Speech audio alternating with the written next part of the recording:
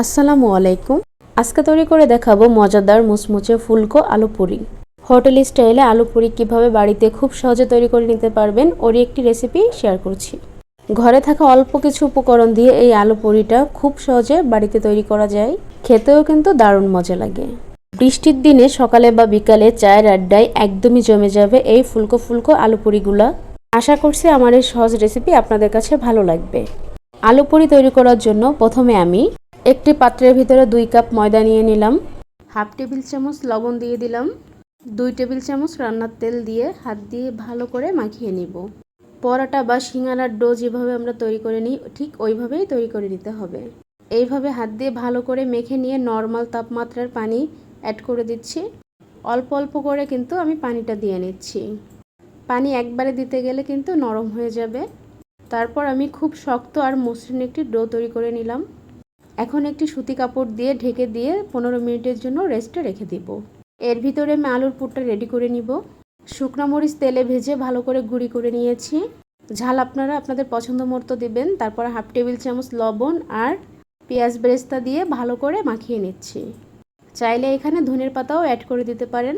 আগে থেকে বড় সাইজের 2টা আলু ভালো করে সিদ্ধ করে ম্যাশ করে নিয়েছি।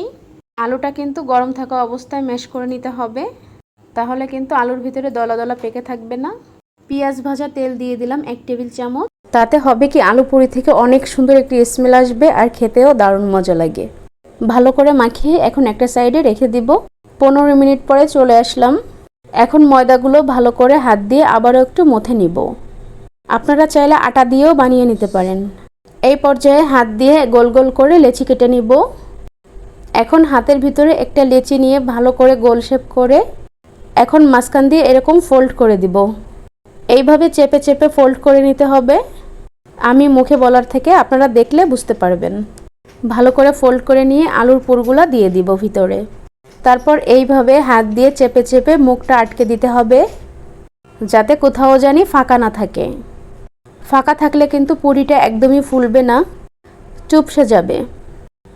একই নিয়মে আমি সবগুলা বানিয়ে নিব। এখন একটি বেলুনের সাহায্যে আস্তে আস্তে চাপ দিয়ে দিয়ে বেলে নিব। অনেক জোরে চাপ দিলে কিন্তু ভিতর থেকে পুর বেরিয়ে আসবে, তারপরে কিন্তু একটুও ফুলবে না।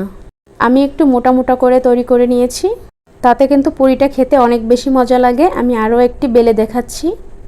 এই নিয়মে আমি সবগুলা বেলে নিয়েছি। আপনারা আপনাদের পছন্দ মতো সাইজ তৈরি করে নিতে পারেন। একটি প্যানের ভিতরে পর্যাপ্ত পরিমাণে তেল গরম করে নিয়েছি। ভাজার জন্য একটা সাইড থেকে আলু পুরিগুলো দিয়ে দিব। চুলার জালটা কিন্তু আমি হাই হিট এবং লো হিটের মাঝামাঝি রেখেছি। চুলার জাল কিন্তু কমিয়ে ভাজতে হবে, না হলে পুড়ে যাওয়ার সম্ভাবনা থাকবে। পুরিগুলো দেওয়ার পর আমি একটু খুন্তি দিয়ে আস্তে আস্তে নাড়াচাড়া দিয়ে নিচ্ছি। তারপরে উপর দিয়ে এইভাবে তেল ছড়িয়ে দিলে আস্তে আস্তে ফুলে উঠবে। আলু পুরিগুলো বেশি পাতলা করলে সেই ক্ষেত্রে ফেটে যায়। একটু মোটা করে বানালে খেতেও কিন্তু অনেক বেশি মজা লাগে। দেখুন মাশাআল্লাহ কত সুন্দর ফুলেছে। এখন আমি একটা সাইড উল্টে উল্টে ভেজে নিব। সুন্দর একটি কালার আসা পর্যন্ত ভেজে নিয়েছি। এখন তেল ঝরিয়ে উঠিয়ে নিব। সবগুলো আমি একই নিয়মে ভেজে নিয়েছি। তৈরি করে নিলাম মজাদার মুচমুচে ফুলকো ফুলকো আলু পুরি। মাশাআল্লাহ দেখুন কতটা সুন্দর হয়েছে আর একদম পারফেক্টভাবে ফুলেছে। এখন একটা ভেঙে দেখাচ্ছি। দেখুন ভিতরের আলুগুলা কিন্তু একদম সব জায়গা ছড়িয়ে গিয়েছে। ভেতরটা দেখুন কতটা সুন্দর হয়েছে, খেতেও কিন্তু দারুণ মজা হয়েছিল।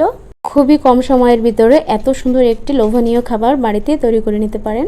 আশা করছি আমার সহজ রেসিপি আপনাদের কাছে ভালো লেগেছে।